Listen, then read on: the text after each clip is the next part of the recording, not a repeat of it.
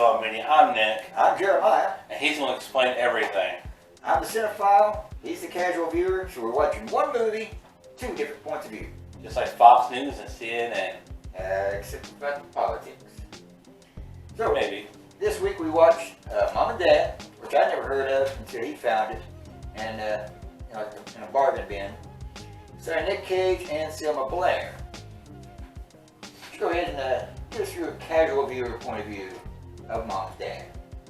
It's a fast-paced action comedy horror movie with some Nicolas Cage in it.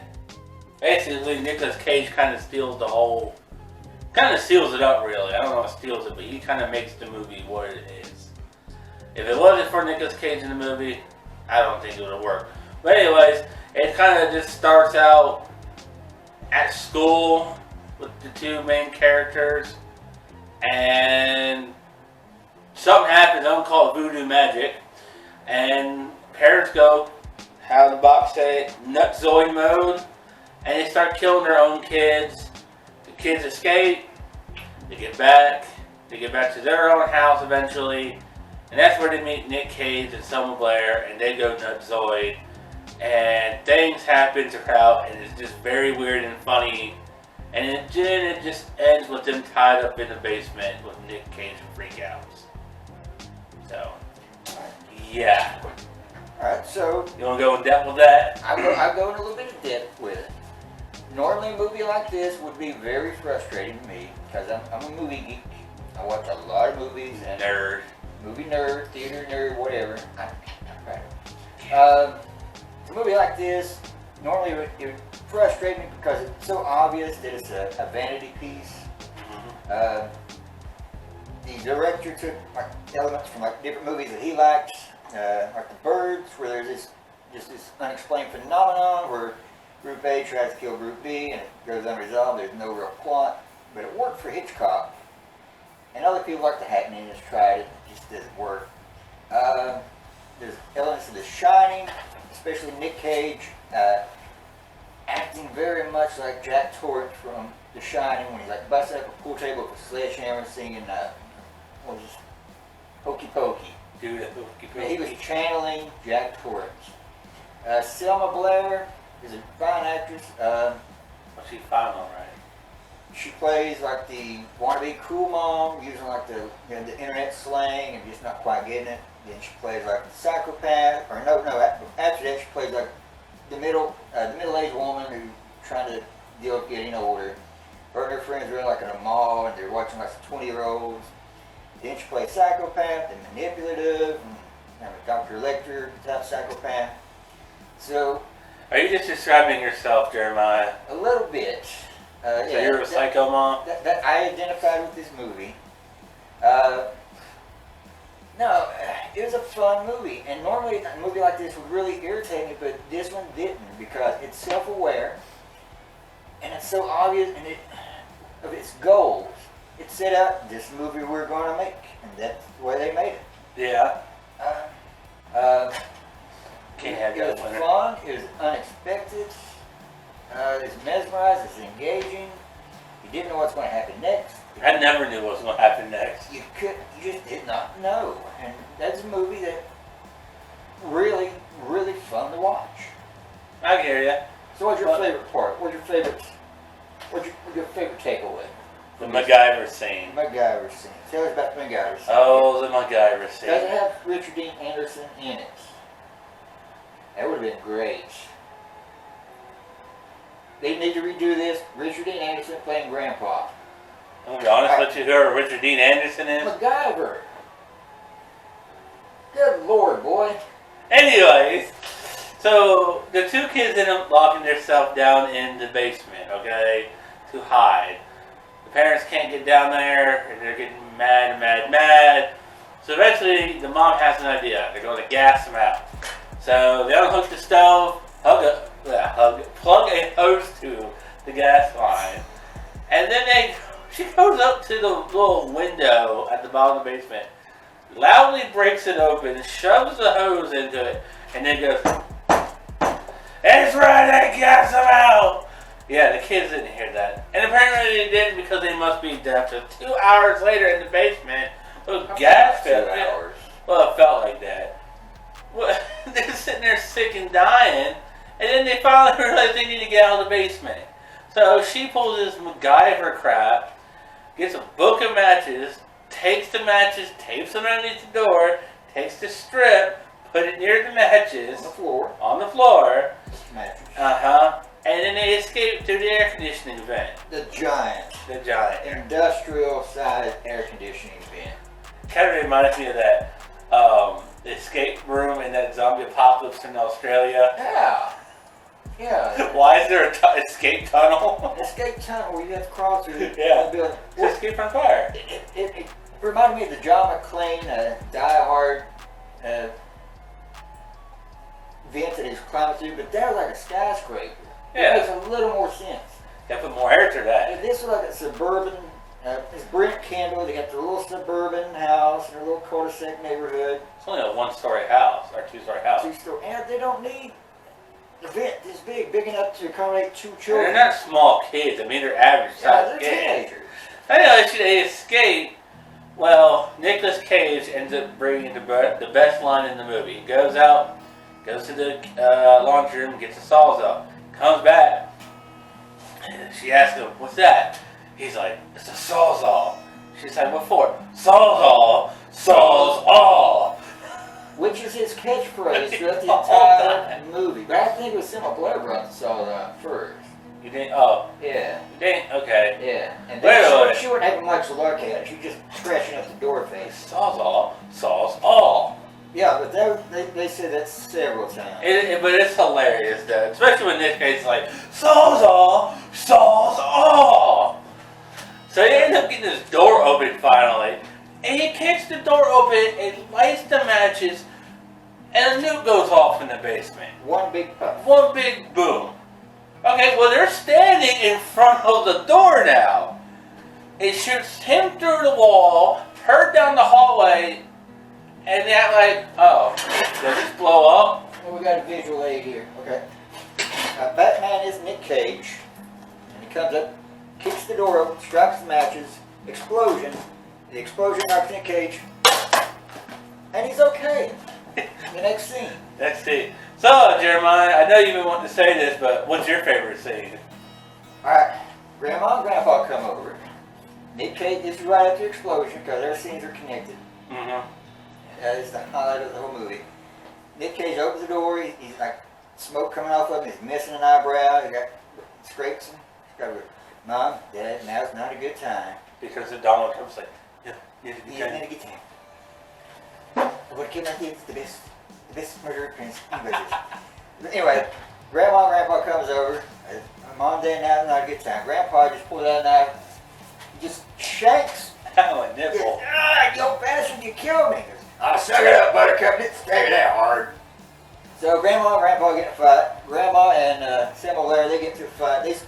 The ladies, they spill out the window to the street. Dad and Grandpa end up fighting into a car, and it gets out of control. It's spinning around and smoking the tires. And at one point, it hits poor Grandma. Grandma's standing in the road. The car hits her. Doesn't run her over. She doesn't Wait a hit. minute. I think you need to get more of an accusation. All right. So, Grandma, not Obi-Wan, when the car hits her, doesn't run her over, doesn't flop her onto the hood, hits her. Next scene, camera shot low from the floorboard of the passenger side, looking up to the sunroof, slow motion. Nick Cage looking up and driving. Okay, you do it. Do it in front of me. Just do it in front of me, like this. Huh? All right. Do your grandma impersonation Oh, for me. yeah. You want to stand like this. Yeah, you're Nick Cage, right? So Grandma, in slow motion, goes flying over Oh. for like a good 45 seconds. So he does the Tim Allen. He goes, ooh. So, And it was, next part after that, because it was hilarious. He about died. I couldn't remember the next part after that because I was laughing so hard. Next part, it shows Grandpa in the car. Yeah. Grandpa got a case of rigor mortis. Because the car was moving around and he was just stiff as a board. And this is the way Grandpa looks sticking out of the sunroof. Car starts, hits something, starts again. And Grandpa was just like, And it just, because the last time you seen Grandpa, he was laying in the floorboard. Yeah. There's no reason for him to be standing through the window. Maybe just use Obi-Wan. They found a store that was going out of business and just bought a mannequin and said, hey, it looks like Lance Henriksen, let's put it in a movie. Nobody will notice. That's what you buy movies for? Yeah. You buy mannequins? That looks like Lance Henriksen. Let me have that mannequin. If I saw a mannequin that looked like a celebrity, I would buy it. But Nicolas Cage. I would buy it and dress it up in a costume exactly like his and have him pose in like the most epic punch scene ever. Where he's like this, camera's back here. The best freeze frame ever. He's beating up this girl's boyfriend for some reason. They're arguing and he ends up chasing him. And it just does this weird action movie fist punch. Oh. And he's on the floor to finish strike him and it's like a face scene and he goes and it pauses and then he goes boom and it just like cuts to black. It's like, what was that? It was WWE. Some SmackDown stuff going on. Let's talk about the poor boyfriend. Oh, poor boyfriend. Poor guy. This dude can't get a break. Mom and Dad don't like it from the beginning. They make that clear. Goes home, has to kill his dad because his dad tried to kill him. Yeah, then comes over to the girl's house, try to figure out what's going on. Nick Cage is there, beats the crap out of him. Yes. At some point he beats him and you think he's dead. Yeah. So he's there on the floor, beats him. The first time you think he's dead. The first time you think he's dead. So it goes to the kids running, hiding. And I think the first time they're in the bedroom hiding. So, and somehow he comes out of nowhere, tackles her mom, and then he gets like, he gets thrown over. Not thrown over. She hits him with one of those big meat cleaver. Meat tenderizers. Yeah, it hits him and knocks him out. It like kills him. Knocks him over the second story, over the banister. He falls. He hits a bunch of stuff on the way down. Hits the ground. Sprawled out. So you say he's dead now. Okay. Second so now it goes through the whole movie to blowing up the house and everything and blah blah. Before it gets to his parents coming. So now the kids are in the bedroom again. They end up getting their mom locked in the closet. Right. Well, he comes back out of nowhere again, trying to hold the door closed. No, because they used a clothes hanger. That's when you got the clothes hanger. Yeah, I'm trying to get there. So they're holding the door closed, and somehow she reaches out, attacks, and then somehow gets the clothes hanger and shoves the clothes hanger through his face. Yeah, and it's like, dude. From the most impossible angle, because Selma Blair, here's the closet. You're the dude. Clothes hanger out and over this way. Yeah, and it's like goes through his face out this way. You're like, bruh. Then comes out with the hammer, knocks him over, and then he's on the ground motionless for 30 minutes at least, or 45. And then he comes in. Very in. And then after they fight the grandparents, he finally comes back to life again out in the yard and tackles, I think, Nicolas Cage, and then it kind of cuts there where they end up getting them tied up. And it goes into the basement. They talk. Nicolas Cage does one of his Nick freakouts and it ends. Yeah. But this poor man missed her so much. The poor kid. He didn't do anything to deserve it. He was just he was a good kid. But, and yeah, at the end of they're tied around like a pipe. And Nick Cage, or I think it's Selma Blair, one of them says, "Kids, we really love you." Yeah, Nick Cage. Sometimes we just want it. And then yeah. I like that. Yeah. I like it. I like the movie because it started up in the middle of the regular day. There's no like backstory. Yeah, make sure it doesn't. I don't have make sure it don't cut out. And then it just kind of just fades to black at the end, where in your head, in your imagination, the movie's still going. Yeah. This is like a glimpse into a parallel universe. We just got an hour and a half version of it. It's been going on before we got here. It's going on still. I like that. It was fun for me. So we don't make the movie too much long. We'll start cutting into the end a little bit. Okay. I want to make a quick thing. Things I didn't like about the movie real quick. Mm-hmm. The biggest thing, that's really about the only thing, is the jump cuts. It was like... The jump cuts or the flashbacks? The flashbacks, I mean. It was a lot of flashbacks that led to nothing, and they happened suddenly. As soon as somebody gets knocked out, flashback. You don't know why there's a flashback or nothing. It just pertains to nothing. The only flashback pertaining to anything is when the kid shot the mom in the stomach, and she's like, well, how the hell did he get a gun? Flashback. Him in his underwear in their parents' room holding and flashing the gun around with the gun. Yeah. It was weird, bizarre. And then it flashes back and like nothing else, like it never happened. It's like, okay. I agree with you on that. The flashbacks were not done well. Right. If you want to do a flashback in a movie, you got to show there's a passage of time. Mm-hmm. You put some older clothes on them, grow a little bit of scrubble, longer hair, and then shoot all the flashbacks that way. Because there was a flashback with him doing the freak out with the hokey pokey. Yeah. It was like they're down there talking. Flashback. He built a pool table. Then she comes down and argues about the pool table. And he has this freak out, and while he's breaking the pool table, he does the hokey pokey song. Yeah, and you don't know when it happened. How long ago did this happen? Is it happening now, or did I miss something? It is so weird. Yeah. Yeah, that's the one thing I agree with you 100% on it. The flashbacks should have been better. Yeah, and I didn't really care for the music choice they put in there a little bit. It was weird. Yeah, well, it's the weird electronic rap music. It was just all the music was odd, and all the sound effects. Because there's this one scene where Nick Cage is on the phone and he's talking normal, and he's on the phone and he opens his mouth like he's going to scream, and he just this weird metallic sound effect comes in, and then something else. It's not even a scream, and it's just so bizarre. But I didn't mind the music and the sound as much because it kind of went on with the atmosphere. Yeah. But yeah, the flashbacks were just really, really jarring. Yeah, they were really jarring.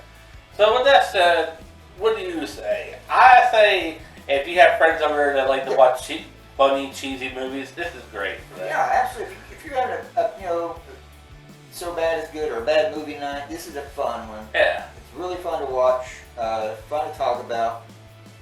As far as buying it, if you find it at a bargain store, get it. It's great for one time. It's a bargain bin movie. I can watch it more than once because I'm that kind of movie geek. I can sit and watch the same movie 100 times. Now, if you bring it over, say your friends want to have a movie night, would you bring it over and say, hey guys, I got a movie, let's watch it? Absolutely. Okay. But they would probably only watch it once. Right.